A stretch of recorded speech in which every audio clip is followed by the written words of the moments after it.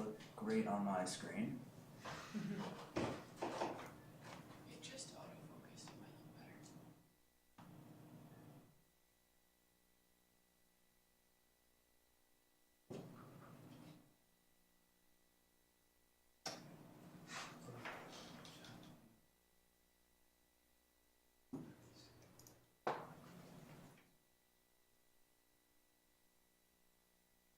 Oh, there we go. Okay, great. Okay, well, I'm going to actually pick up probably on a lot of the themes that Doug has addressed from a slightly different point of view. So, for those of you few of you who weren't here yesterday, so I'm Pidlisecky, so I'm the Chief Research Officer for ARANS Geo, which is a geologic visualization modeling company, and I'm also an associate professor at the U of C, or adjunct. And I've been working in the inverse field, I guess, for about the last 15 years, and I've come to look at this problem of how do we sort of make the work that a lot of us have done get out beyond our walls, get out beyond our silos, and endure over time. And Doug is an example of someone who's done a lot of that. And so my perspective is coming at it from a combined academic industry perspective. And when we say industry, that's when I'm saying that, it's a specific part. I've been involved in a couple successful startups working around the idea of taking research, sort of cutting edge research, and turning it into software solutions for end users.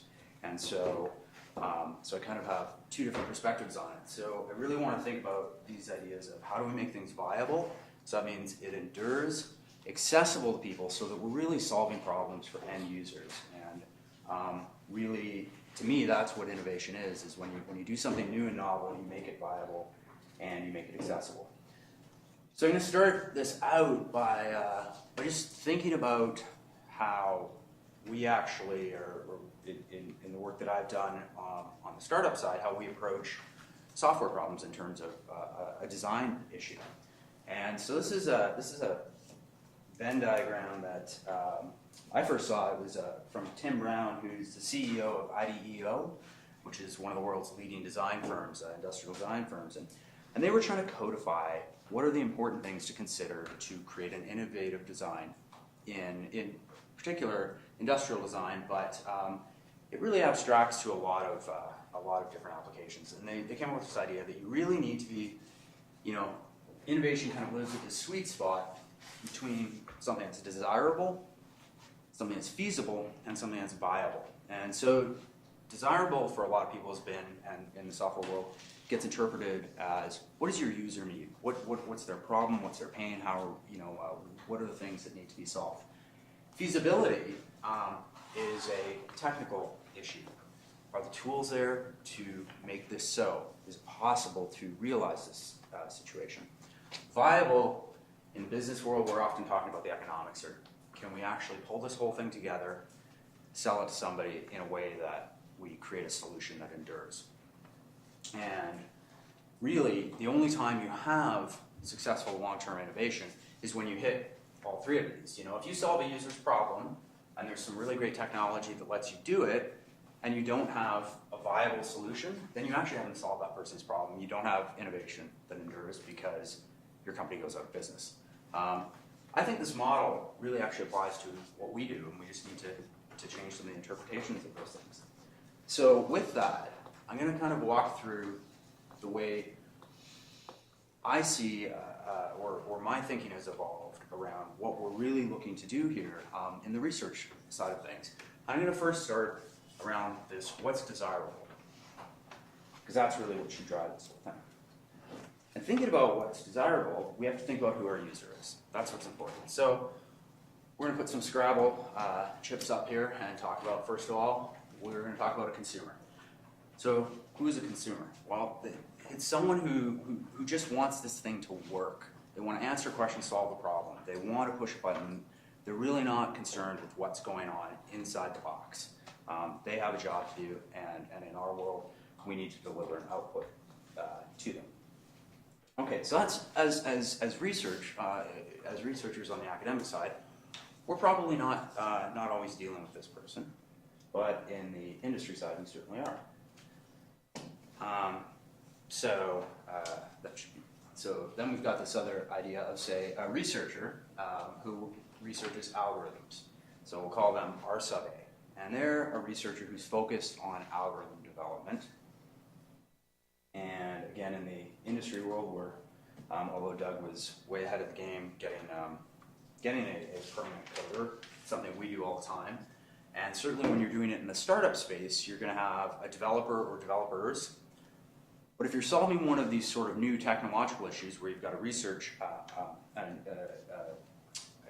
algorithm researcher, this developer is not just any developer, it's a special developer, and we maybe call this a D sub R. And so this is a developer who understands the research problem, can start to speak the language that the researcher is speaking. And that's actually critical for success in some early stages of developing a solution in the startup space. So the way we try to put this together is that within this box, we're trying to solve this problem for this consumer. And really, the way we're going to do it is we're going to have this researcher who's still kind of pushing the edge of what's going on in, taking sort of all the academic research, synthesizing it, bringing it together to solve this person's problem, and working very closely with this developer who specializes in coding, but does have an understanding and a common language. That's why there's an overlap here. And this is, I think, this common language is a critical thing that's already been brought up a few times, and we will keep coming back to it over the next couple days. That understanding this language is kind of the critical link that makes this work.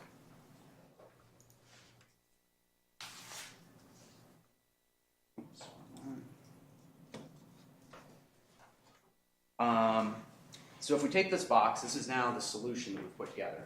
And for a consumer solution, and by consumer I do not necessarily mean this is an app going out to somebody. This could be an industry partner, so this could be somebody at a mining company who needs to invert some airborne EM data. Doug was getting at this in terms of the overhead that you have to carry if you're a researcher to sort of get a piece of software up to speed. This person's doing a whole bunch of things around visualization, around database, how data is going to move back and forth, that, okay, for a consumer solution, no problem. These kind of things, the visualization, the database, are things that when we're doing our academic research, we have to take on, because you need it to be able to work with your data. It has nothing to do with what our end goals are. So, how does this work in the reason why I make this distinction of, say, the startup or the early phase or the young piece of industry software? I want to invert some airborne TEM data. Great. Okay, I get my algorithm researcher, somebody who just came out of UBC, understands TEM, stick them with a developer who's got a really strong background in understanding at least some of the geophysics language. They work together as a team. This person's developing the algorithms, prototyping them, handing them off to somebody who can implement them, bring to bear some real efficient numerical solvers, that type of thing. What's really interesting when you actually are developing this software and you want to make it robust, a critical thing in our space is developers great at doing things like unit testing, making sure your code doesn't have bugs in it. Logical bugs associated with algorithm testing. Researchers are the ones who are actually uniquely qualified to create the tests to make sure the thing is doing the right thing, not just that it's free of sort of syntax errors. So when you're in early stages, one of the things that's really exciting in the industry side of things is I want to invert something else.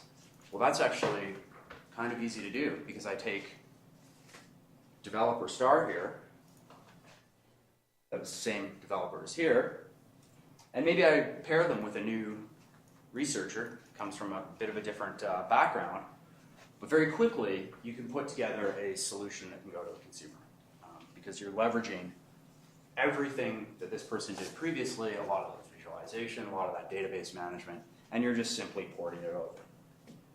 That's kind of how I would view early stage industry code development. Now, your product starts to get a little bit of traction. Okay, great, now we're getting some customers. When you've got your early stage here, you've got a customer, maybe some early adopters. Early adopters happen to have a risk tolerance that's higher than the entire market. So once in a while, if this little box breaks, maybe they don't get too upset. But you start to move out of that and you start to try to capture more of the market. Well, you need more developers. So now you bring in somebody who's an expert in code, might know nothing about the problem. Totally fine. Great, no problem. So we throw them in this team. The person who's doing the research is contributing less. This person, sort of senior developer, the research developer, they're still driving things. They're overlapping, again, sharing language with this developer. This is now becoming less about research and more about providing a stable user experience, making sure that this works on all platforms, handles the data sizes that people need, not research anymore. You move this further along, you get into these really mature products, and you probably have something that looks like this. Now I've got a whole bunch of developers, a bunch of them don't even know this researcher ever existed. Even this developer who's got the research background is starting to not really play a big role. And this consumer is now having a great experience. They've got a really stable platform, it's robust, and they're kind of happy with that. And so they're happy until that consumer comes back and says, oh yeah, but you know what, I'd like it to do this. Could you guys make it do this? And this is this really mature product, and your consumer has just asked you to change what it does, which, when you were early stage, it was really easy to do that. I just simply moved that developer researcher over into a new pod, came up with a new solution. Now when we get along here, we've got this big mature solution, somebody asks you to change things, this isn't a good model to do that either. So, there's very much, I've seen a lot of people talk about the difference between industry and academic software development. And I think what I'm trying to get at here is it's also really important that there are some good lessons to be pulled from the way we do some software development in industry, but there's also some real baggage with that. When you start to get a really mature product, it actually gets very heavy, and it's a very different model than what might help in the academic world. However, I do think there is something to be learned from that lightweight sort of startup model. And so what is the research approach as I see it? And I think this has certainly been during my career when I was doing a lot of active inversion work. I would have considered myself an algorithm type researcher, and my consumer was other algorithm type researchers because they had a shared language with me. We were talking back and forth, and that was exciting. You got publications out, everybody seemed happy. And then one of the things that I started to do is I started to work a lot with end users. And I was working a lot with end users on, especially in the, did a lot of work in using geophysics for groundwater management. And so tackling problems that people didn't have solutions for and we didn't know how to crack. And you start to realize, okay, you built some cool algorithms, but you had all this overhead that Doug was talking about, all the overhead that in industry would be taken up by that, say, development researcher or developer who does research. You're taking all this on. And then you start working with this end consumer who doesn't know anything about inversion and is looking for you to solve the problem. And so this would be a groundwater manager in the case of a lot of stuff that I've worked on. And so this person needed a solution. So suddenly the burden of what you needed to do here, I wasn't just talking to an algorithm person where I could kind of be lightweight on what the visualization looked like. I needed to actually come up with some kind of consumer solution that people could really digest. And this is totally not scalable. And this is, I think, where a lot of us have seen you start to really top out in what your research can do, because this now becomes this person running around fixing nuances all the time for all the different consumers who want to work with their outputs. And it's just simply not scalable, because unless you can duplicate those people, you really can't take this anywhere further. So that's kind of where I see a real opportunity in the research side of things, is to try to move from a model that looks like this to a model that looks like this that can scale. So what do we have to put in this box so that research stuff can scale and get it out there and disseminate it and really let it have the impact it should have? So I think the way I would do this, or I think of it, is I go back to that Venn diagram and I think, okay, what's desirable? Well, desirable is from the point of view of the user. It's from the point of view of the person who's trying to get something out of this. So let's think about who those people are. So we've got this researcher who works on algorithms, so we've got our sub A. Yesterday, when everybody was talking, I sort of was listening to the different use cases people were talking about. What do they want to get from their inversions? So I've kind of come up with a few other sort of personas, if you will. So I think we have a research consumer. So this is somebody who is a researcher, who's working on a problem and wants outputs and enough control over the process to be able to ask some questions of the model and data and have some confidence. So the example that spoke to me is Kamini, who's working on this, looking at her tree imaging from a hydrologic point of view, wants to use the kind of outputs geophysical data can give her, but wants some control, wants some confidence in this. So needs to be able to work with these data, but doesn't necessarily need to look too deep into things.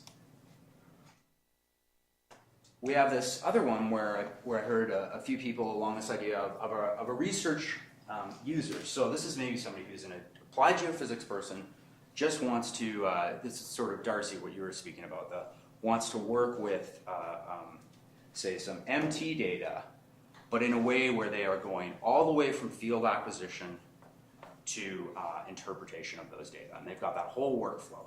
So this person wants access to this inverse code, and they want to look at all parts, but maybe they don't need to dig too deep into any one part. They have to be able to see all the parts of the car, but don't need to look at the cylinders.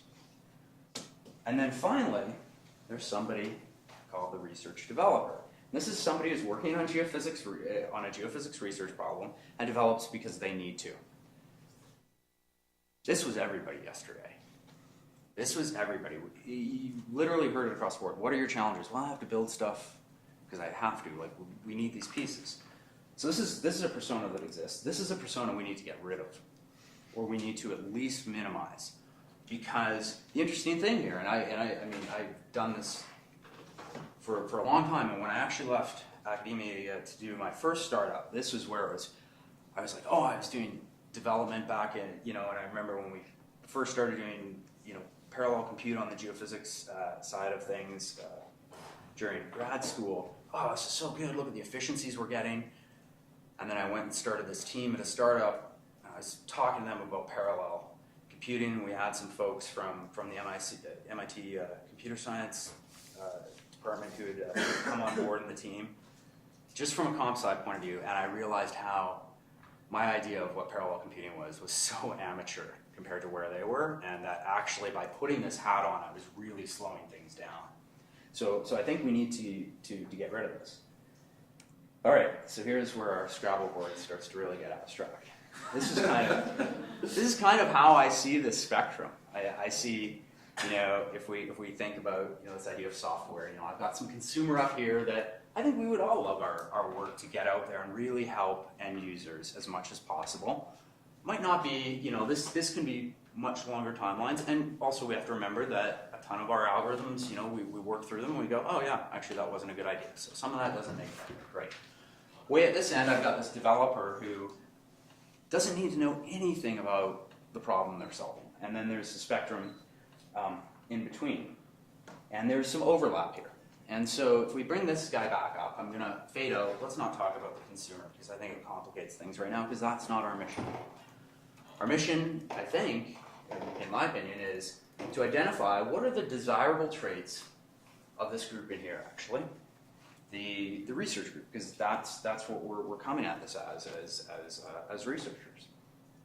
And I think one of the things that would be really powerful if we can get out of this this week is really an intimate understanding of what the different user needs are. Because for a spectrum like this to actually succeed in terms of providing long-term solutions, you don't only need to know what these people's desires are, what their use cases are. We need to start identifying this overlap. Because the overlap is what's critical for bridging. This idea I brought it up yesterday, this idea of the valley of death that we talk about, where you have this academic idea, and then you have possible industry application, and it never jumps over. Well, the way you've got to jump it over is you've got to bridge.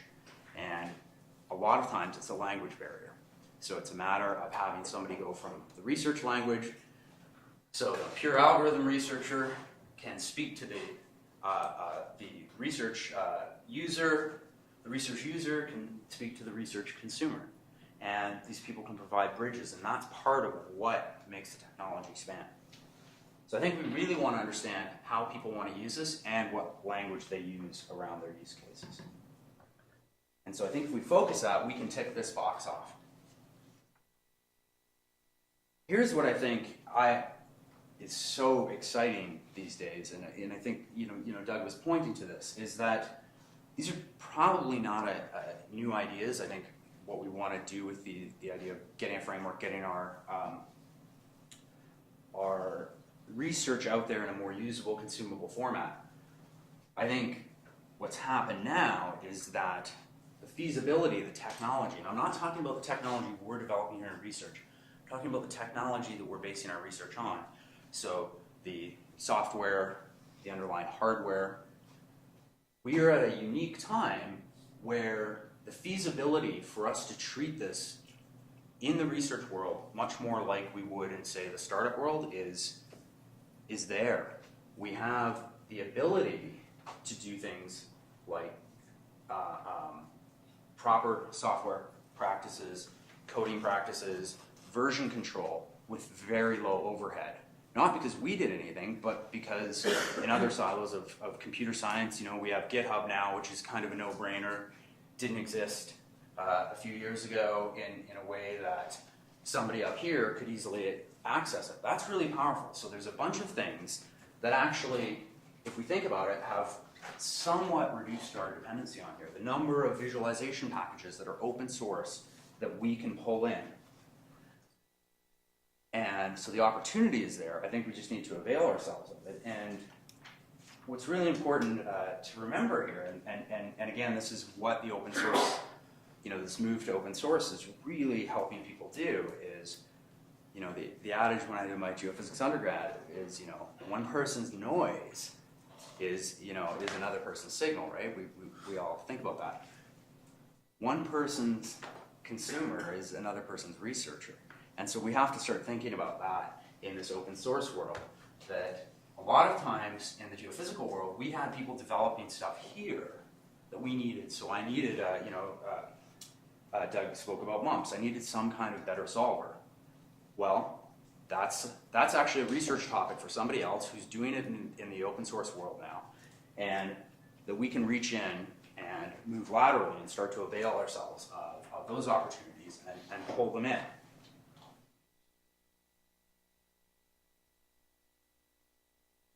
So I think we can easily get the desirable pieces. We can get the feasible pieces.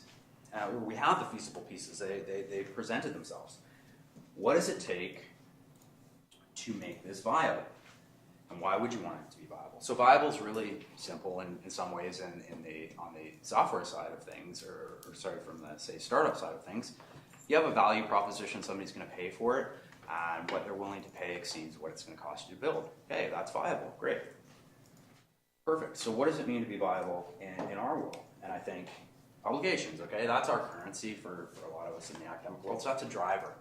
And, if we can actually make this sort of thread much more efficient, okay, you get more publications. We get it out faster. That's sort of a driver. I think what's really more important, though, is how do you actually make that happen? How do you enable that? And it's about building a community. And so that's the other piece that I think the theme that we heard people coming out yesterday, talking about a desire to be part of a community here. And I think it's actually probably an understanding of them that's actually what it takes to create a viable scenario, is you need a bunch of people working together and contributing to each other. So when Doug was speaking about that transition from locking in, the historic model that we had about the competitive advantage was that you had this technological advantage. When you become part of a community and it suddenly accelerates this whole line, that becomes your competitive advantage. You actually can do things much faster than everybody else because you're essentially working in parallel.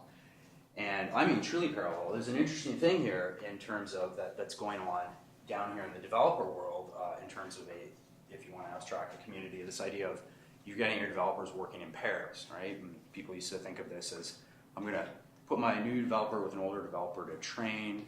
I'll get, I won't lose too much time from the first developer, and I'll get, bring this person up to speed. What's come out of this is actually if you stick two developers together, you get more than 2x out of them because they actually start to do these feedback loops that are much faster than if they work on their own. They stop making mistakes.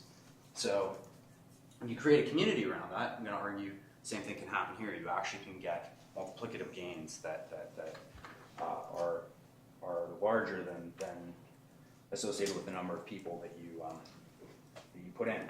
Okay, so I think we've got all the pieces here to create a solution. So what is a solution that's going to actually sit here and leverage what's in this box? And I think what's critical going forward for the next couple days is for people, my call would be for people to reflect on this idea. We've actually been talking about software the whole time. And I don't think we should talk about software because I don't see this as being a software solution. I see software as being involved in it, but it's a framework solution. If we talk about software, we are then talking again about, I'm going to build something that solves a TEM problem. I may build it in a different way, but I'm still focused on the TEM problem. What we want to be doing is we want to be looking at these overlaps. What are the common pieces of language here, and how can we break this problem up in a way that it can be repurposed so that we can attack a whole bunch of problems. Things like Python, Julia, those are ephemeral things that we can use to implement a framework, but the framework should be bigger than that. And the framework is something that I think we really need to pull people's understanding to get right. And so this goes back to, and I know Rowan will talk a little bit more about this, this idea of one that we've put out there as a straw man, is this idea of what's called SimPEG, which is a simulation and parameter estimation in geophysics. And it's based in Python, it's all object-oriented, which to some research consumers, they go, why do I need to know object-oriented? Actually, you don't. You need to think about what are the compartments? What are the ways you break up the problem? How do you naturally approach it? Let's abstract. Let's put object-oriented underneath and really think about what are the common pieces all of us need to play with? What are the Lego blocks that satisfy the research consumer? And they may just put them together in bigger blocks themselves, but that's fine. They can assemble them and just leave that larger set of blocks. What's sort of the minimum point of breaking down a problem that will allow everybody to access it at the level they need? So, what we've got up here is the idea, and this is sort of the framework we think of it. We think of meshes as being their own thing that are associated with a forward model and the inverse model. Okay, so let's break that out. Somebody can talk about a mesh. That way they can, for the person who's thinking of joint inversion, they can think, okay, how does mesh from one space go to another space? Okay, so that's broke that out as its own thing. It happens to be a class. Who cares if it's a class? It's an idea. It's a mesh. In a forward simulation, we break it up into thinking about, okay, well, there's a survey part of it, you know, the actual things you did, and there's maybe a physics part of it. Okay, let's break that up. And then that way, if somebody comes in and says, I just want to talk about the physics part of it, perfect. They can dig into this framework and just look at one component. They don't have to tear the whole package apart.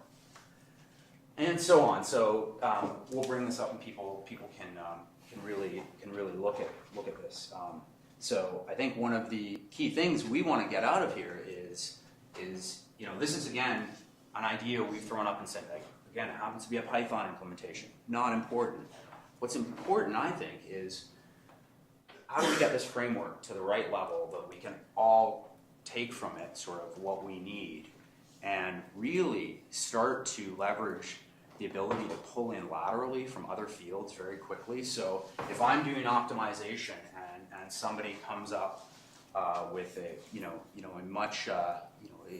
much better solving algorithm in applied math from somewhere, and they've published it as an open source code, how do we make sure this thing plugs in?